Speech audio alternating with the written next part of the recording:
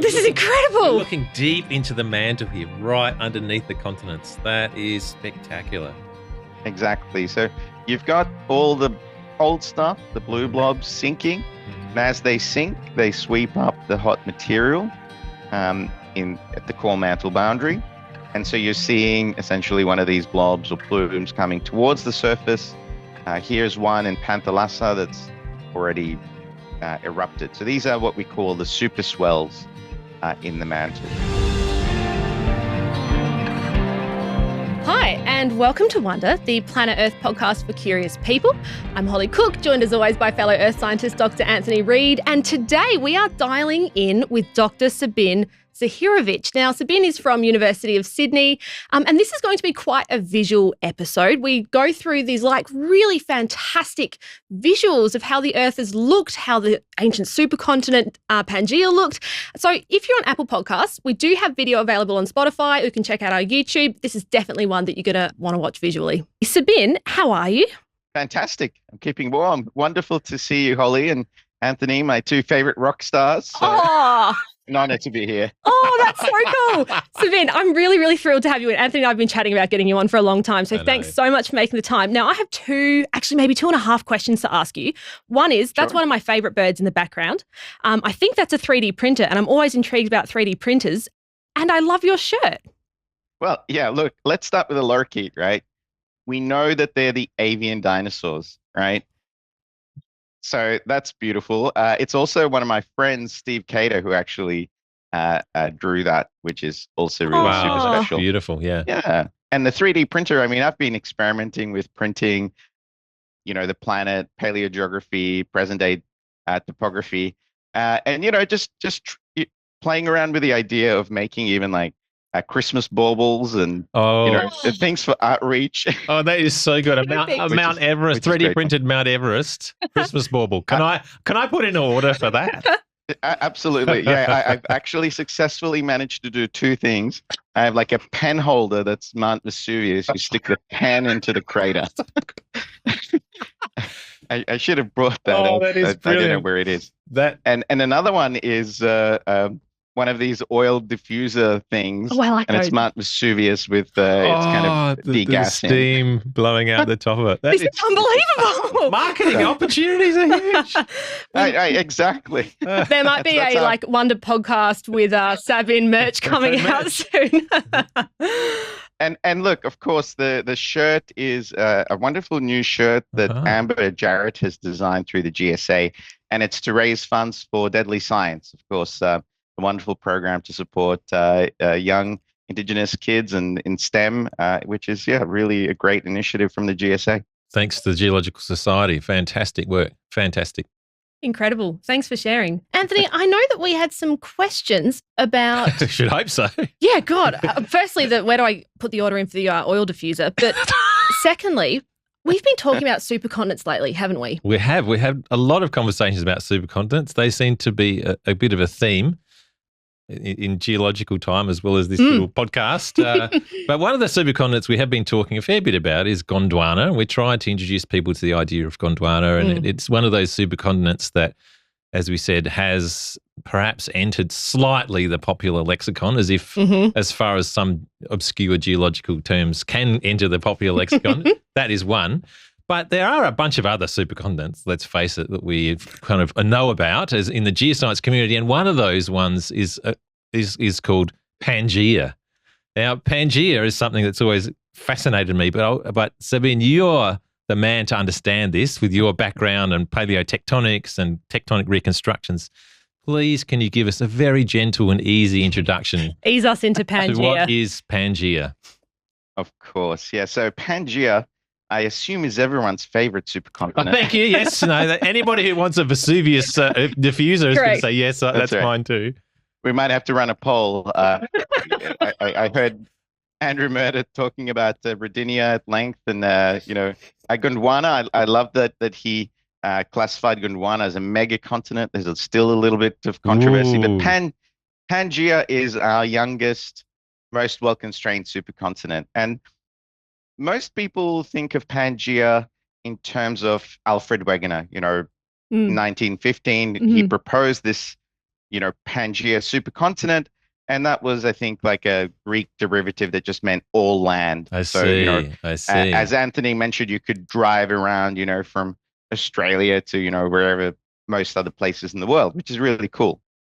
But I'm not convinced that Alfred Wegener was the first one to really think about, a bigger continent. So Interesting. there was a French geographer called Antonio Snyder Pellegrini, and in 1858 he made a sketch that essentially looked like Pangaea, but it was mainly based on inferences on the similarity of the coastlines in the Atlantic, right?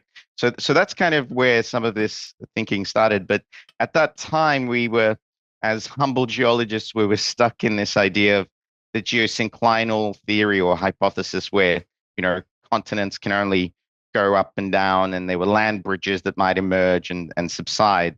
And so Wegener was the one who shook this idea and actually suggested the mobilism, the fact that the continents could possibly move around, and that's how Pangaea came about. And so, just before you go on, Sabin, so just to tease that out a little bit more, so you're saying there was a period of time when people kind of recognized the shapes of the similarity between, say, the classic one is South America's, the Brazilian sort of edge of South America and the kind of West Africa and kind of coastline, how similar those things are. And even back in the 1850s, you had French geographer also connecting those things, and they were wondering, is this just a complete fluke, or is there something is this telling us something fundamental about the Earth? So some people said that's just a complete fluke, and some people said, no, they are connected. Is that right? Yeah, absolutely. And Antonio Snyder Pellegrini actually included the North Atlantic as well. And when you look at that sketch from the 1800s, you'd be like, oh, wow, actually, a pretty good job there. But it's pretty good. But people were convinced, I suppose, that yes, that continents were fixed and they were just going up and down rather than moving around. So they had no mechanism to explain that.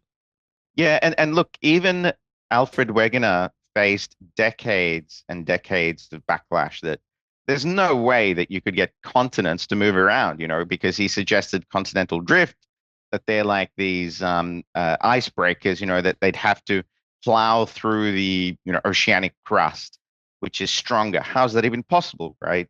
And so that idea was kind of abandoned. The Australians, Sam Warren Carey, played around with the idea of expanding Earth to explain some of this. But yeah, so there were a few decades there that we weren't quite sure what was going on. So there's furious debate about it. Can I just, this is totally random to think of, but, you think about when humans realized that we weren't at the center of the universe, and that you go, oh, that was a long time ago. We've come a long way since then. This is recent. This conversation about how continents move across the Earth, this didn't happen hundreds on hundreds of years ago. This is recent, right? Not just a few decades, really. In the 70s, you probably had the crystallization of the plate tectonics theory. But I totally agree with this comparison. I see plate tectonics as the unifying theory in Earth science, and explaining Pangaea and lots of other things. But it was equivalent to the shift of our understanding of that the universe revolved around Earth. And then we realized, like, oh, hang on a second, planets orbit the sun. And so it was a huge paradigm shift, of course, which made our life easier. Amongst other things. Incredible. So now that we've got a bit of background into, there is a thing called plate tectonics, and we've talked a bit about that over time, and I guess people will be a little bit familiar with the idea of subduction and oceanic crust and this type of thing. Maybe you could show us a little bit visually, what is Pangaea? Ooh. Oh, absolutely. So let's spin up G plates. I'm so excited. I'll send a sharing request. Beautiful. So to our listeners who are not watching the video, when you get a moment out of the car, or if you're looking for a bit of a distraction, well, a beautiful distraction, I think what we're about to see is a visual made of lots and lots of data and hard labour, sweat, tears and love with Sabin on how Pangaea, the continent, came together. So if you do get a chance, do clock into the video. Oh, it's already paying off. Look at this. Oh, my goodness. So G-Plates. This is a proudly Australian, world standard software, open source for the whole community, supported through Oscope, development over the Mm, years. mm. But essentially what you can see is at this stage, about 250 million years ago, we've got Pangea, right? Wow. We can go back Can you, before to, you go back, Sabine, where are we? yes, Let's show people where bits and pieces are. beautiful. So Excellent. we can see your cursor. So if you just outline. So hopefully you can see here is the outline of present day Australia. Wow. Okay. So these are the present day coastlines, just for your visual reference. Mm-hmm. Of course, the shorelines are very different. You should be able to see these Mm-hmm. kind of embayments. There's, of course, Gondwana. All of us tucked together there in Wow. Gondwana. Oh, so cute. So South America, Africa, India, Madagascar, Antarctica, and Australia, Madagascar. It's huge. Absolutely. all cuddled together. It's a very large. They're cuddled. Yes, absolutely. It's pretty neat, And- isn't it? Nesting. They're like their little nesting together, sleeping together, like a pack of lions or dogs sleeping together. You know? Oh. It's very sweet. Can you just imagine some cuddle plush Continents. toys of Continental cuddles. continents as well for the merch? More merch ideas. Sabin, get yourself over here. We've got a shop to plan. Okay, but they're all connected to other things too. They are absolutely. So you've got up here we've got Laurentia. This is North America. Okay, so that's essentially these chunks. When they collided with Gondwana, you see this orange area. These are mountains. So that's the suture zone. That's essentially where the contact occurred, right? Yep. And so you've got North America, Greenland. This is what we call Baltica, so Western Europe. And then, So of course, you see we've got Scandinavia there, and further north of that Scandinavian area is. Yep. So What's this that? is Siberia, and then parts of Asia. Central Now, Asia. Exactly. And so this would be Siberia, and you can actually see also some other mountain ranges around here. These would be the Urals, which we still have around at present, and the remnants of these mountains you might see like the Appalachians and so on. Wow. But one of the things people kind of need to remember is that although this is a supercontinent, not every single piece of continental crust was amalgamated and cuddled up together. And so there were a few of these, what we call the Tethyan blocks, South China, and the Cimmerian blocks were still floating around. So, supercontinents probably, as Andrew Meredith mentioned, if you've got areas of about 75-80% of the continents cuddled together, you've probably got a supercontinent. Incredible. So that is a visualization of Pangaea to about 246 million years ago, to be precise. What are some of the effects? What happens next? What are some of the effects of having the continents arranged in that way, in terms of the kind of evolution of Earth and the sort of climatic effects of having that arrangement? Yeah, absolutely. So very interesting feedbacks get triggered by these processes. So we've got these central Pangean mountains that were a huge mountain range as the amalgamation took place. And so because this amalgamation, this mountain building happened near the equator, right? That's where you've got lots of precipitation. So what we call the near equatorial humid belt. So as Andrew Meredith also mentioned, you've got intense weathering drawing down CO2 from the atmosphere, which of course then leads to drop in temperatures, and then the massive glaciations that Andrew also talked about, the late Paleozoic Ice Age, where most of the southern continents, like the Gondwana, was covered by huge ice sheets. And we can see that in Eastern Australia, in Adelaide, all over the place. We have evidence of the glendonites and other indicators of glaciation. So Steve Hill mentioned that glacial landscape that he could see in his rocks in Victoria, and then somehow these are connected. There's a visual indication. If we go back to Steve talking, that's the same principle here showing up. Absolutely. Yeah. So we have remnants of those geomorphologies around.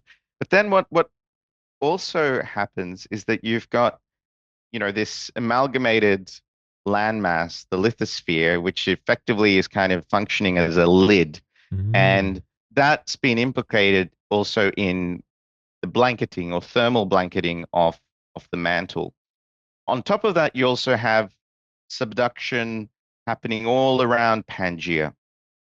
Okay, so that subduction around Pangaea is also perturbing the lower mantle and causing this return flow, and you're getting mantle plumes. And so that's probably why we have the Siberian traps volcanic. So they show up here actually. Okay, Siberian Trap Volcanics. That sounds like the name of a really good album cover or something. What like what a does that band, even mean, Sabin? So Siberian traps, we've got something like a lava lamp. Everyone should have one of these to keep them warm Awesome. in winter. You can see there's a plume, rising I see. right now. And that's like an analogy for what happens in the mantle, hot rocks rising.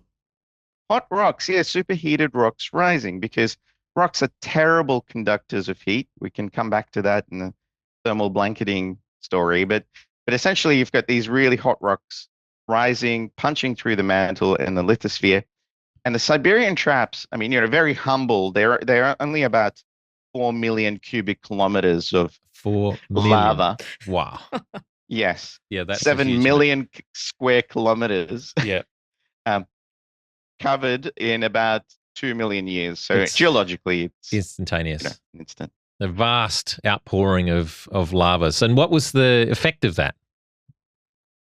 So the effect of this, we've had lots of plume eruptions in geological history, right? But what made this very special is that it punched through, buried coal and limestone and, other sedimentary basins rich in carbon. And so you had this major perturbation to the global carbon cycle on a very short period of time. And of course, I think that most people know that this is the biggest mass extinction in geological record. It's the closest we came to losing the entire biosphere, right? Like 95% of marine species went extinct, 75% of terrestrial species went extinct. So it was really a huge event at the time of Pangaea. A huge event. So can we connect those dots a little bit more? So you're saying there was a massive magmatic eruption coming from deep within the Earth, partly because of the fact that they had this huge arrangement of supercontinents and subduction systems. You've got a huge eruption of magma into and on top of the crust, but also, like, the important bit there you commented on was that those magmas and those lavas were intruding into and erupting on top of sedimentary rocks, which themselves contained a lot of carbon. And that sort of produced some sort of boiling effect or something which is sort of steaming off that carbon. Is that what you're saying?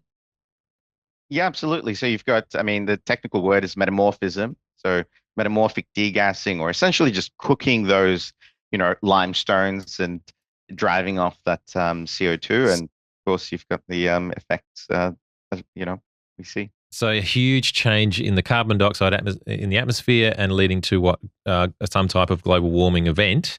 But why would that kill off so many species in the marine realm? This is the debate that goes on about, why did this mantle plume eruption trigger a huge mass extinction and another one didn't? I think we're talking about such huge, tremendous volumes of greenhouse gases. And if there are people like Steve Foley and others talking about this, that perhaps, the Siberian craton itself was like a sponge of carbon as well in its cratonic keels. And so you're liberating huge amounts of carbon. It goes into the atmosphere. And of course, the oceans then absorb so much of it too. The problem with the oceans is that at some stage it displaces oxygen. So the oceans essentially become very anoxic, and then you lead to this huge cascading, biospheric crisis. Crisis of so many plants and animals went extinct. That's unbelievable. Because I'm looking at... we lost these guys. We lost these huge... Is that a trilobite? It is a trilobite. I love sea cockroaches. Because I was even just going to comment on your lorikeet up there. This is a bit left field, but I love birds, and for the exact reason you said, which is they kind of do feel ancient. Our parrots do feel ancient. Just selfishly, a question for me: what were birds around at this point? I'm not sure. Oh, we'll have We'll to have to ask Marissa and the paleontologist. That's a Correct. I paleontologist don't think question. so. Good. Well, I've just figured out what my next episode's going to be about. So we have Pangaea. We somehow have the effect of this subduction happening around this huge continent, leading to volcanoes, but importantly, volcanoes in suspicious rocks that release lots of carbon. We have big extinction. But what happened to Pangaea? That's a huge thing that just doesn't, well, Sabin, I was going to say it doesn't exist anymore. Does it exist somehow cryptically anymore? What happened to Pangaea? Unfortunately, Pangea broke up. Which No is more very sad. cuddles. Yeah, so there's still some shirts that people wear that say "Reunite Pangea." So we can only hope one day. And of course, the Wilson cycles, these supercontinent cycles, are cyclical. So maybe one day we'll reunite.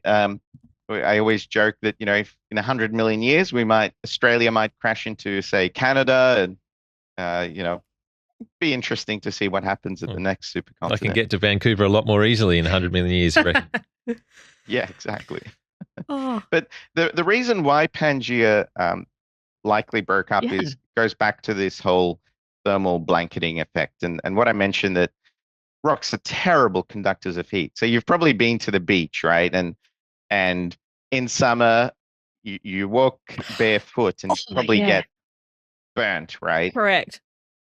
But just like a centimeter down, it's actually cool sand, right? So really what happens in the supercontinent setting is that you've got this lithosphere, this lid, and there's no way easily to remove the heat because it's a terrible conductor. And instead, of course, the most effective, efficient way to lose heat is to just bring hot rocks to the surface. And this is what we have then in central parts of Pangaea that start to essentially break up, because you've got huge amounts of volcanism erupting about 200 million years ago in the South Atlantic. It's called it's the Central Atlantic Magmatic Province, CAMP. And it's another mass extinction triggering event. Wow. Not as big as the end Permian. Again, people argue, like, why the heck isn't not as significant? And it's, I think, always to do with how much of that carbon cycle and other Earth systems you're perturbing. But so it's just interesting to see that the breakup of Pangaea tends to occur along some of these old mountain ranges and sutures.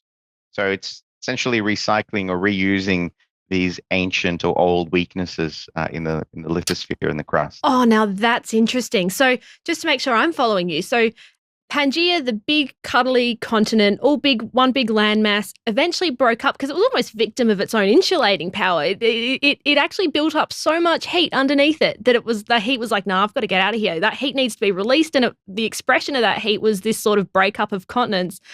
And actually, that Pangaea supercontinent broke along existing cracks, existing weak spots. Like, what do you mean by that? How did those weak spots get there? Like, what? It's like dodgems. you drive your dodgem, and you bump into your friend, and you might coalesce, and then you'll probably break up again, and you float around the Earth's surface. So these weaknesses around the edges of particularly very strong parts of the Earth's crust, like the cratons, get reused many, many times. Oh, that's fascinating. Do you have like a favorite Pangaea fact, or like a favorite do you have a favorite Pangaea moment? Because you did say Pangaea is your favorite supercontinent. So before we completely break up with Pangaea and move on to how modern Australia, do you have anything that you think about a lot with Pangaea? Well, I think the Siberian traps are really fascinating. They keep me up at night, not so much in that sense, but I am still trying to grapple and try to make sense of why some of the even larger mantle plume eruptions, like even the Cretaceous, they caused ocean anoxia, but did not trigger a huge mass extinction. Probably because they didn't punch through continental lithosphere that was carrying huge amounts of carbon. So I really do think the Siberian traps are really quite unique. How interesting, Sabine. So now you mentioned a keyword which I picked up on there, and that is the Cretaceous. Now, the thing, when I think of the Cretaceous, I'm going to bring us right back to Australia. We had a fantastic conversation with Dr. Steve Hill. He talked a lot about the so-called inland sea here in the central part of Australia, which is in fact partly Cretaceous in age. So, Sabine, I would really like to know if you can give us some explanation of the inland sea and how it relates to some of these big scale, if it does in fact relate to any of these big scale tectonic processes which are happening at the edges of the Australian continent. The inland sea is fascinating. I mean, we have the remnants today, the Lake Eyre Basin, the Great Artesian Basin, and it's incredible, right? You have about 2 kilometers volcaniclastic sediments sitting there recording this ancient, history. So what we are currently thinking, it's a combination of very high sea levels because you've got a greenhouse climate at the time, but also the effect of the mantle flow, right? That subduction pulling down the Earth's surface. We call this dynamic topography. That's actually causing some of that subsidence. And I can show you in G plates what that might look like as well. I would like that. Dynamic topography. What? I would like to see some of that, please. Okay. So we're back in G plates, and now we're about 140 million years. The breakup so we have started. Australia here. Yeah. Okay. Breakup has started. Absolutely.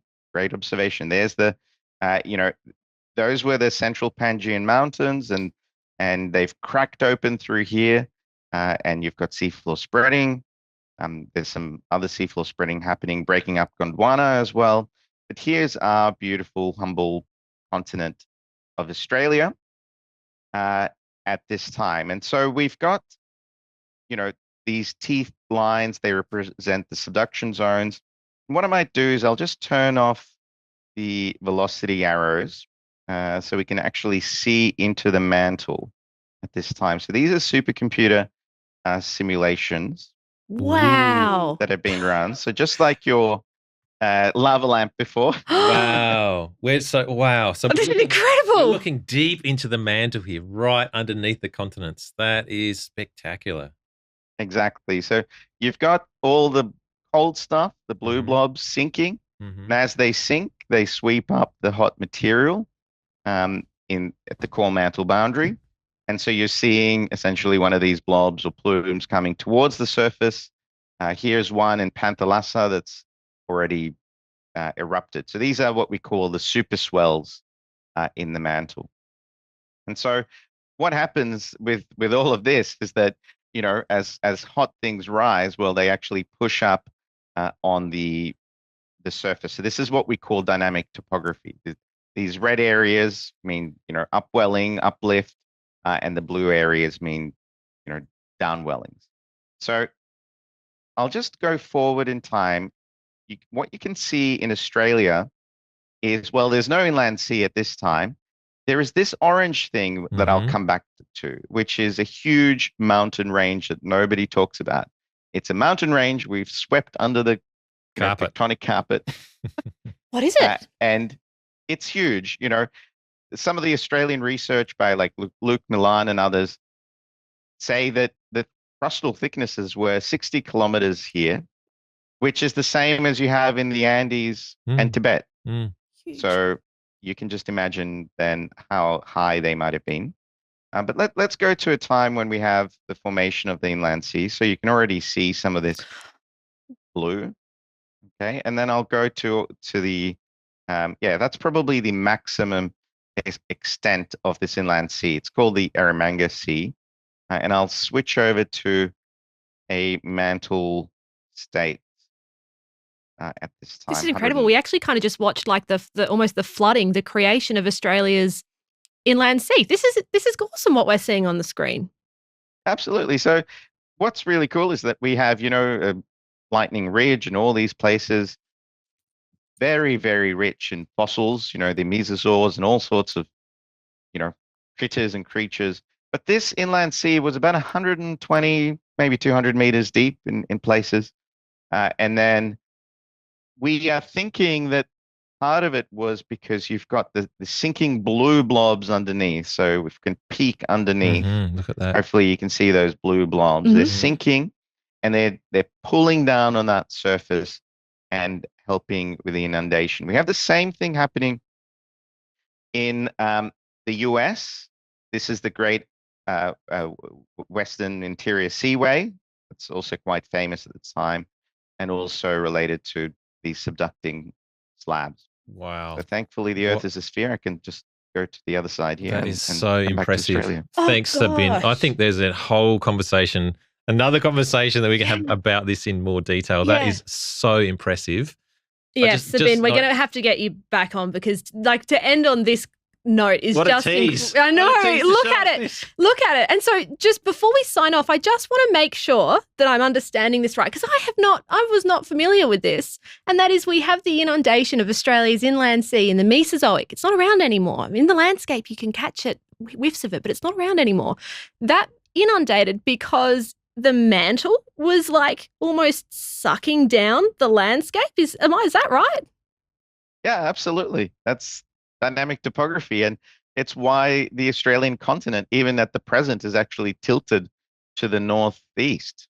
Right. The whole bloody thing is tilted. Okay, right. Okay. Hey, well, Put a pin in that. correct. We're going to put a pin in that and you're going to come back for part 2 and we're going to talk about why Australia is tilted. Sabin, Thank you. It's been such a pleasure. Thank you for coming on the podcast. It's been so awesome. Thank you so much. It's been so much fun. Thanks for having me.